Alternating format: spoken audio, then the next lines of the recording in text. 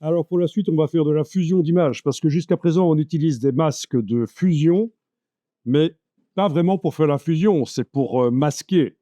Et le mot fusion, vous allez voir d'où il vient et à quoi ça peut servir. Donc, dans un premier temps, je vais vous demander d'aller voir sur un moteur de recherche pour aller chercher, par exemple, des images de montagne, par exemple. Faites comme vous voulez, prenez-en une ou plusieurs pour tester.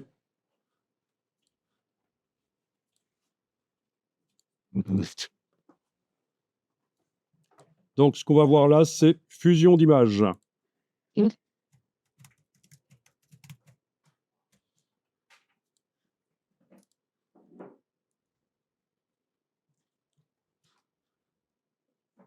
En plus de la photo de la montagne, il va falloir la photo d'un personnage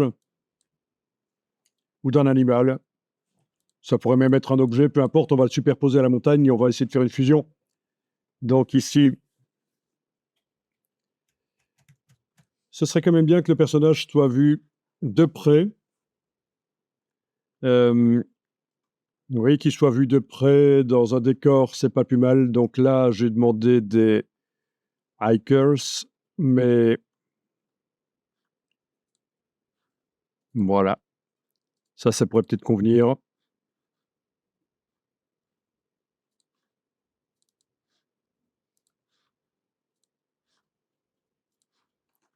Si je vais demander un loup, je vais certainement tomber sur des images de loups. Vue de profil, ça pourrait être sympa aussi. Ah ben voilà, en voilà un qui s'amuse. Ok.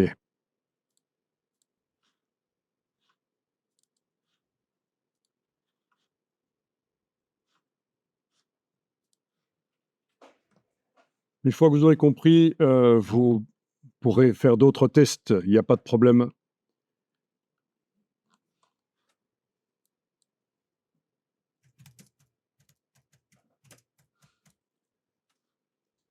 Ok, bien.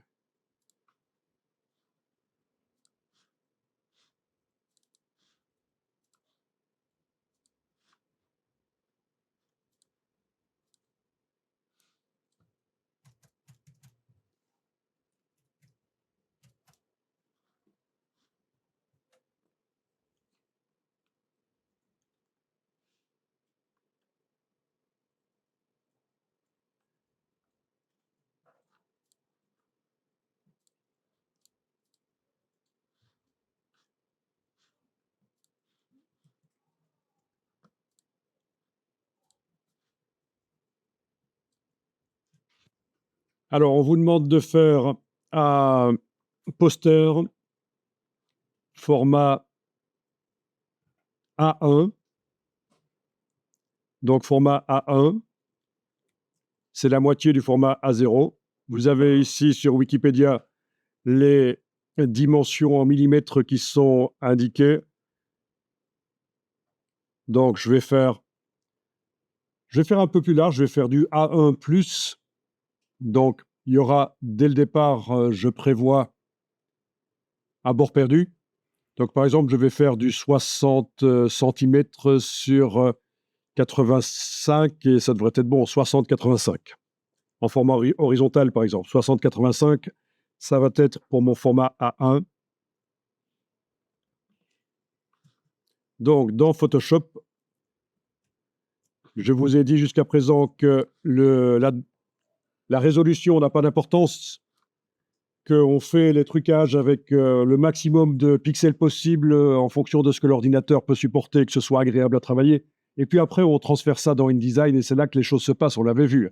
PPP effectif et non pas les PPP, les pixels par pouce réglés dans Photoshop. Mais on peut, malgré tout, démarrer dans Photoshop de quelque chose comme ça. Donc, je vais ici faire un nouveau document, définir en centimètres. Et donc, j'avais dit, parce que j'ai une mémoire de poisson, là, j'avais dit 60 sur 85, oui. Donc, OK, 85 centimètres en largeur, 60 en hauteur, voilà. et la densité de pixels ici. Si c'est pour une impression jet d'encre, 150 pixels par pouce suffit.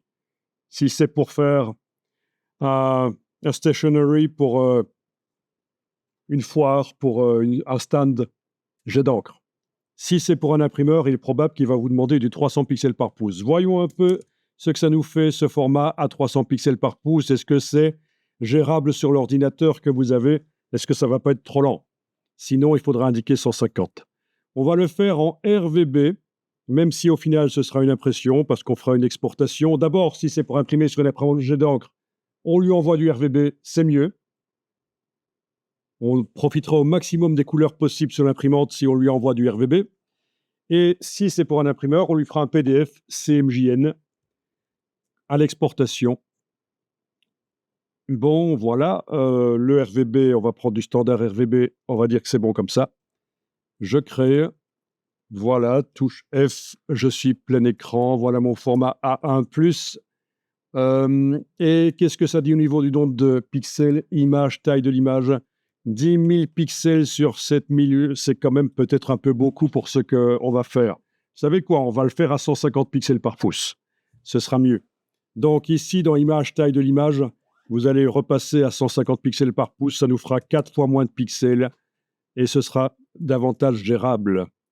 Il n'est pas certain que vous ayez tous et toutes un ordinateur qui est capable de gérer des images de 10 000 pixels sur 1. Voilà. Donc, image, taille de l'image. Donc, si vous en êtes toujours à la phase où vous êtes en train de créer l'image dans la boîte Nouveau document, les dimensions, c'est 85 de largeur, 60 de hauteur et 150 pixels par pouce, c'est la densité des pixels. Ce qui en fait par centimètre 59 pixels par centimètre, mais on réfléchit toujours en pixels par pouce dans le monde de l'impression, c'est comme ça, c'est une tradition. Voilà. Et donc, ça vous fait une image de 5020 pixels sur 3544. On va l'enregistrer.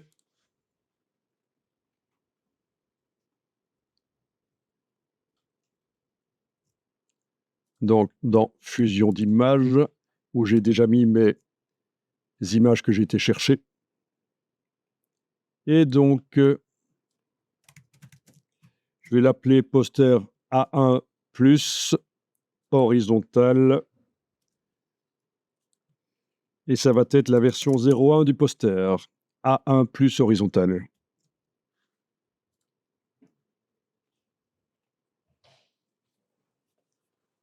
Donc, on pourrait ouvrir les images qu'on a été chercher sur le web et les déplacer avec l'outil de déplacement comme on a fait hier pour le cheval. Mais on peut aussi les importer. Fichier importer. Et alors, on a deux importations possibles avec lien, comme dans InDesign. Si le fichier est par ailleurs modifié, ben, ça se mettra à jour dans le poster. Sinon, on l'incorpore complètement. Ben, écoutez, on va tenter importer et lier. Comme ça, si on modifie l'image sur le côté, les trucages complexes, ce qu'on appelle le digital painting, c'est souvent fait comme ça. On ne fait pas tout dans le même fichier, on fait ça partie par partie et c'est assemblé. Donc, importer et lier. On va être fou, on va tenter ça. Alors, qu'est-ce qu'on a comme image? Oui, j'ai différentes images. Je vais importer celle-là, par exemple. Voilà, importer. Elle arrive là. On a la possibilité de la repositionner, de la redimensionner, mais ça n'a aucune importance. On peut directement cliquer sur le petit V parce qu'après, de toute façon, il suffit de faire CTRL-T et on a la même chose. Donc, la possibilité de la positionner, redimensionner au moment où on importe, c'est un vieux résidu des anciennes versions de Photoshop. Ça ne sert à rien.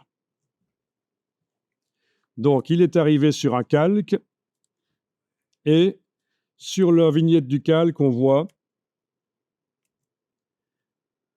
une chaîne. C'est un fichier lié.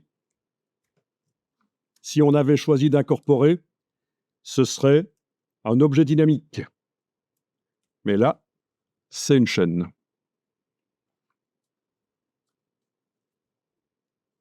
On va importer l'autre image, ça va être le personnage, entre guillemets.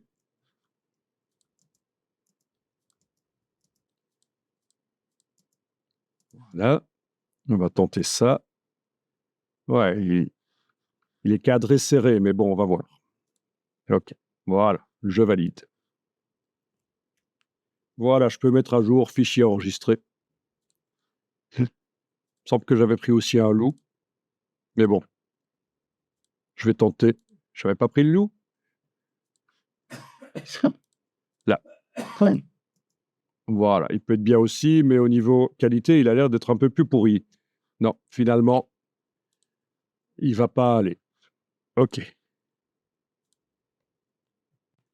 Bon, ben, c'est tout simple. J'enlève l'œil en face de l'image du dessus, je travaille sur l'image du dessous, je fais édition, transformation manuelle, donc CTRL-T ou commande-T, et j'agrandis pour que ça déborde, que ça remplisse, voilà. Et je valide avec le petit V ou la touche entrée sur le clavier.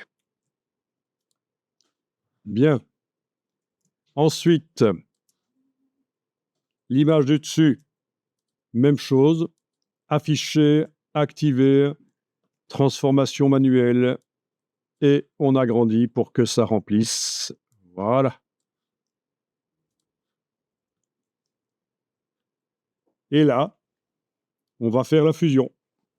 Vous allez voir, c'est tout simple, mais ça peut donner de très bons résultats intéressants. Donc, si vous avez un poster, un flyer à faire rapidement et vous n'avez pas beaucoup de temps, la fusion, c'est utilisé depuis longtemps en photo traditionnelle en laboratoire, la fusion d'images comme ça. Vous allez simplement mettre sur le calque du dessus un masque, et dans ce masque, vous allez tracer un dégradé du noir au blanc, linéaire de préférence. Donc, le masque vient d'être mis sur le calque du dessus. On active l'outil dégradé. On choisit dégradé classique. On choisit ici, pas dans la palette dégradé, que ce soit un dégradé du noir au blanc. Alors, est-ce que on a la possibilité ici de voir le dégradé du noir au blanc?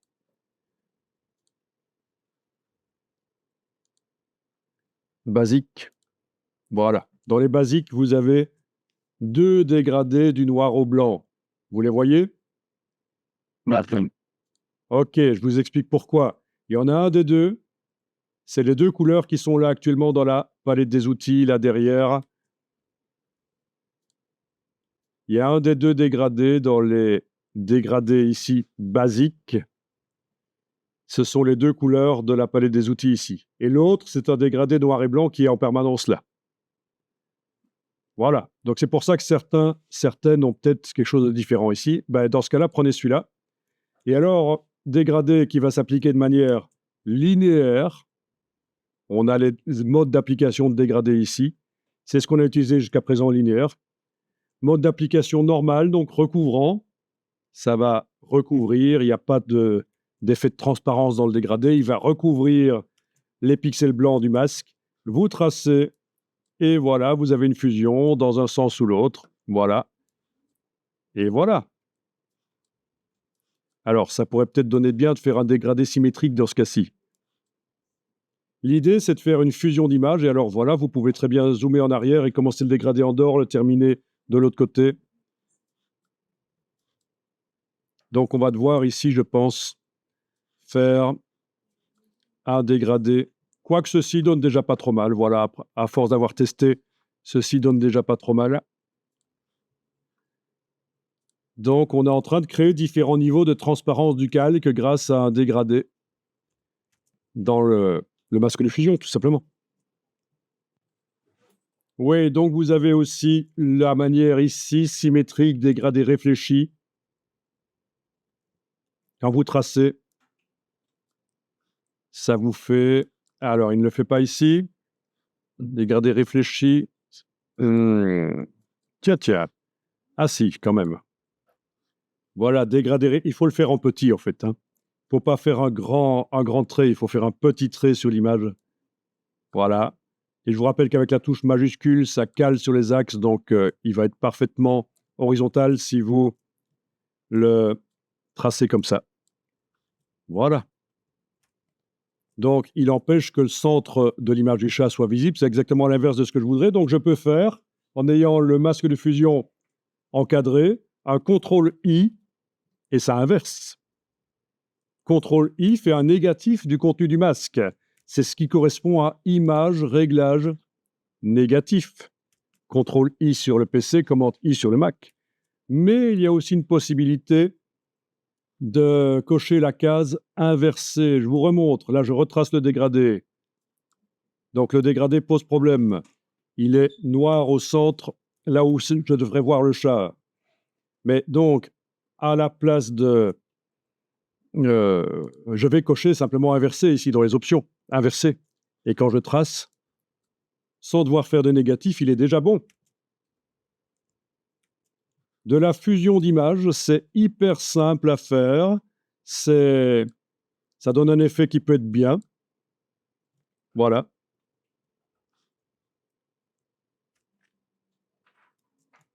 Après un peu de texte sobre, et ça pourrait être intéressant. Vous voyez que j'ai même pas fait de sélection pour supprimer le décor autour du chat.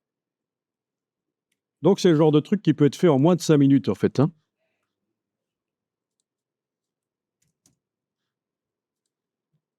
Oui, mais ça fait pochette de livre, ça fait affiche de série. Si on le fait en vertical, c'est d'office tout de suite autre chose. Bien, donc, s'il faut repositionner l'image du chat chez moi par rapport au dégradé, je peux enlever la chaîne et travailler sur l'image du chat. Ah mince, il n'est pas importé en tant que fichier lié, c'est bizarre ça. C'est pas grave. J'ai fait une erreur sans doute. Donc voilà, avec l'outil de déplacement, le dégradé reste à sa place et c'est la partie gauche qu'on bouge. Les limites de l'image se voient, ben oui, ben éventuellement, avant de faire ça, on agrandit l'image par intelligence artificielle, les limites sont agrandies s'il faut. Oui, en effet, à un certain moment, on voit le bord. Oui, voilà. Alors, à la place de faire un dégradé, j'aurais pu faire ceci, et là, je vais jeter le masque de fusion. Je vous montre juste, vous allez pouvoir tester si vous voulez. Et il est bien sûr possible d'ajouter un masque qui masque rien, il est blanc, et avec le pinceau normal, 100% normal, en dessinant en noir, on va pouvoir aller faire la fusion, mais avec un très gros pinceau comme ceci. Faut pas hésiter. Voilà. Et là, je suis au maximum, 5000 pixels. C'est le plus gros pinceau qu'on peut faire. Et donc, je vais sur l'extérieur et ça fait une fusion. Voilà. Et si je fais un X, je peux venir à l'intérieur. Comme ça, oui. C'est une autre solution, ça. Avec des gros coups de pinceau. Alors, enregistrer le document. Il y a juste un problème chez moi, donc, pour une raison que j'ignore, parce qu'on a chipoté à un certain moment. J'ai un de mes calques qui n'est plus une image importée sous forme liée. C'est pas grave, je vais aller voir si dans la palette des liens, moi, je peux aller lui dire, allez, menu fenêtre, liens, ils ne sont pas là. Lien. Non, il n'y a pas la palette des liens ici, donc comment est-ce que je vais faire? Bon, pour lui indiquer que je veux refaire le lien avec la chose sur les disques durs. On n'est pas dans Illustrator ou dans InDesign, donc là, je suis un peu coincé parce que je me souviens plus où il faut que j'aille pour ça.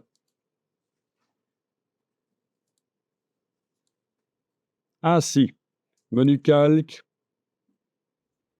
objet dynamique, rééditer le lien du fichier. Voyons un peu si ça va faire quelque chose. Et c'est donc dans Fusion d'images le chat ici. Importer. Voilà, ça a marché. C'est là que ça se trouvait dans Photoshop. Rééditer le lien du fichier. Et je mets à jour le fichier sur disque dur, le fichier du montage ici, le trucage photo. Voilà. Différentes choses à tester. Première chose, le calque du dessus, différents modes de fusion. Je change le mode de fusion du calque du dessus. Puis avec la roulette de la souris au-dessus ici du mode, je fais jouer la roulette de la souris. Il veut pas. Ah mince, il veut pas. Il va falloir faire autrement. Pour passer au mode suivant, il suffit d'entrer dans le menu et de les survoler et ça marche. OK. Donc, on va voir s'il n'y a pas quelque chose qui donne bien, par hasard. Une fusion entre les pixels du calque du dessus et les pixels du calque d'en dessous. Le mode fondu, éviter, ça met des effets comme ça, c'est pas terrible. Je me demande pourquoi il est resté là. C'est parce qu'il y a certainement des gens qui l'utilisent pour quelque chose, mais ça donne jamais bien. OK, finalement, je vais rester en mode normal pour l'instant. Donc, c'était double fusion dans ce cas-là. Fusion par le masque et un autre type de fusion qui s'ajoute à ça par le mode de fusion là, le calcul entre les pixels du dessus et les pixels du dessous. Autre chose qu'on va faire ici, on va peut-être aller modifier le calque d'en dessous de deux manières différentes. Vous pouvez enlever l'œil du calque du dessus temporairement et vous travaillez sur le calque d'en dessous. Première chose intéressante, c'est transformer le calque d'en dessous en noir et blanc à l'aide d'un réglage qui est un des meilleurs pour faire le passage de couleur à noir et blanc. S'il y en a qui travaillent dans Lightroom, ils doivent connaître ce qui va être montré ici. C'est le réglage de type noir et blanc. Et là, j'ai une boîte avec plein de curseurs et je dois décider quelle couleur de ce calque en dessous, là, quelle couleur participe à la création d'images noir et blanc. Donc, on joue sur les curseurs. Et ça correspond un peu à ce qui se passe quand on photographie, quand un photographe professionnel fait des photos noir et blanc. Il met des filtres en couleur devant l'objectif pour filtrer certaines couleurs. Ben, c'est un peu la même logique ici. Alors, j'ai pas une photo avec énormément de couleurs différentes derrière, là, donc j'ai pas énormément de latitude, mais voilà. On peut même obtenir un petit effet de infrarouge. Photo infrarouge, si vous connaissez. Et bien sûr, c'est un calque, c'est modifiable tant qu'on veut. On revient double-cliquer sur la partie gauche du calque, on a le panneau propriétés, on remodifie comme on veut. C'est beaucoup mieux pour faire des images noir et blanc que image mode niveau de gris. Passer de couleur RGB à niveau de gris vous donne aucune possibilité. Ce n'est pas la méthode qui donne le plus de possibilités, ceci, mais elle est déjà très pro. Alors, une astuce, quand vous avez fait un réglage et que vous vous dites, tiens, la force du réglage est peut-être un peu trop forte, je voudrais l'atténuer. Oui, alors il y a une option atténuer quelque part, mais c'est pour les filtres en fait. Mais ici, la solution, dans le cas d'un calque de réglage, c'est tout bêtement de diminuer son opacité. Si on diminue l'opacité d'un calque de réglage, ça va diminuer sa force et vous voyez que j'obtiens une image qui est à moitié noir et blanc à un certain moment. 0% d'opacité du calque, c'est comme s'il n'agissait pas. 100%, il agit complètement. Entre les deux, il agit à moitié. Et ça marche pour tous les calques de réglage.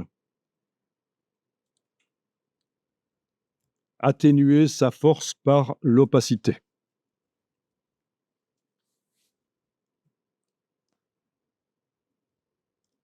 Autre chose, je vais enlever l'œil en face du calque de réglage noir et blanc. On va faire autre chose d'intéressant, vous allez voir. C'est les courbes de transfert de dégradé. Alors, on y va. Donc là, on est dans la logique de création d'un poster avec un côté graphique éventuellement. Donc, le calque de réglage noir et blanc n'est plus affiché. Je vais créer un calque de réglage de type courbe de transfert de dégradé. C'est l'avant-dernier dans la liste des calques de réglage. Voilà. Et donc, un calque de réglage modifie tout ce qui se trouve en dessous.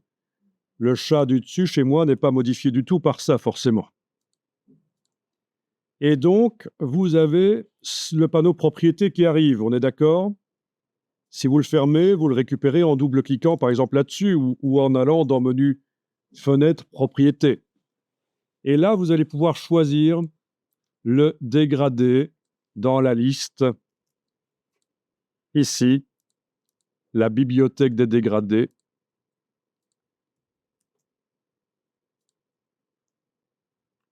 Il y en a plein. Plein, plein, plein.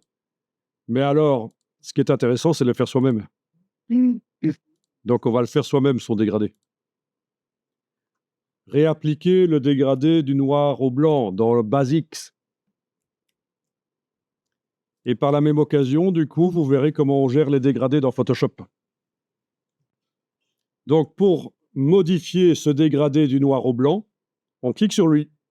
Et on arrive dans l'éditeur de dégradé. Et dans l'éditeur de dégradé, vous avez deux échantillons couleurs. Je vous conseille de laisser le noir et le blanc comme ça, dans le cas d'une photo.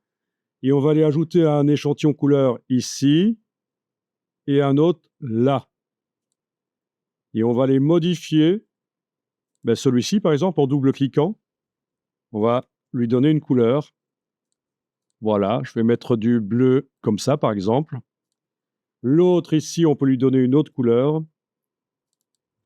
En fait, c'est un dégradé qui s'applique sur les différents niveaux de l'image. Je vous conseille que la couleur qui est proche du noir soit foncée et la couleur qui est proche du blanc soit claire. Après, on peut les bouger. Et ça sert à coloriser comme ça. Voilà. Alors, ce qui est génial, c'est qu'on peut ajouter, je vais le faire ici, entre les deux, on peut ajouter d'autres couleurs et ça va aller se mettre uniquement sur les gris qui ont l'intensité, sur la couleur qui est l'intensité lumineuse, située à cet endroit-là, entre le noir et le blanc. Vous voyez ce que ça fait? Vous pourriez donc avoir des images noir et blanc et les coloriser comme ça. Ça fait des choses très sympas. Et c'est interactif complètement. On peut faire des tests, des choses sympas. Il est conseillé, quand vous avez un truc qui est bien, de se calmer et de faire enregistrer une copie. Ou de dupliquer, super astuce, vous dupliquez le réglage, vous enlevez l'œil en face du premier, vous pouvez lui donner un numéro si vous voulez, comme ça c'est le premier, voilà, et vous continuez le travail sur le deuxième. Comme ça, vous avez stocké le réglage. Donc, par exemple, ici, je me dis, tiens, je vais aller modifier ça. Voilà. OK, je vais faire ça. Celui-là, ici, je vais faire comme ça, du rouge foncé, voilà. OK. Celui-là, du bleu, OK, ben, je vais le laisser comme ça, mais je vais bouger. Voilà. OK. Et donc, vous avez maintenant deux réglages, celui-là et l'autre. Il suffit d'enlever l'œil en face de celui-là, de remettre l'œil en face de l'autre. Donc, c'est moins lourd que d'enregistrer à chaque fois. C'est la duplication du réglage. Qu'est-ce que ça donne avec le chat au-dessus chez moi? Ce genre de choses. Est-ce que si je modifie l'opacité du calque du dessus, ça donne bien ou pas? À voir. Le calque du chat, bêtement l'opacité, ou peut-être le mode de fusion aussi avec. Enfin, vous voyez, c'est créatif. Vous faites des affiches pour le Festival de Cannes, quoi. Voilà. Il n'y en a aucun qui donne vraiment bien. Ah, peut-être celui-là. Mais non, même pas. Je vais juste gérer l'opacité du calque en mode d'application normale. Ah, je suis en fondu. Normal, on a dit. Voilà. OK, ça va? Donc, très créatif pour faire des flyers et des choses comme ça, avec plus que 2 images si vous voulez.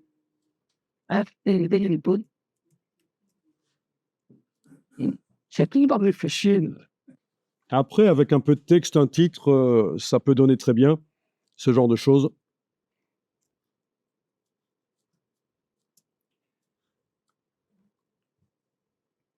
Ah oui, et puis il y a dernière chose pour aujourd'hui. J'ai donc utilisé des fichiers liés dans la palette des calques, on le voit. Il y a la petite chaîne là et là. Ça veut dire que si je vais ouvrir le fichier et le modifier, ça devrait se mettre à jour. Sauf que j'ai peut-être utilisé un JPEG là, on va voir. Alors, je vais aller ouvrir le fichier. Oui, j'avais utilisé un JPEG, donc ça va être difficile. Il faudrait que j'en fasse une version Photoshop de ce JPEG. Il vaut mieux utiliser des versions Photoshop, comme ça vous allez pouvoir modifier de manière non destructive. Mais on verra ça une autre fois en fait, parce que c'est trop compliqué, il faut prendre du temps pour voir ça. J'aurais dû utiliser un fichier Photoshop, il y a des opérations que je dois faire ici. Donc dans ce cas-ci, dernière chose que je n'ai pas encore testée, c'est de mettre à l'échelle le décor derrière, par transformation manuelle, en zoomant en arrière. Grand secret dans Photoshop pour arriver à faire les choses bien, zoomer en arrière et vous arriverez à faire ce genre de choses ici. Faire sortir des limites de l'image, repositionner. Si vous ne zoomez pas en arrière, vous n'y arriverez pas. Voilà. Ce sera la solution. Alors ici, est-ce que ça donne bien ou pas? Peut-être pas, hein. Je valide. Voilà. Donc, avant, après, voilà.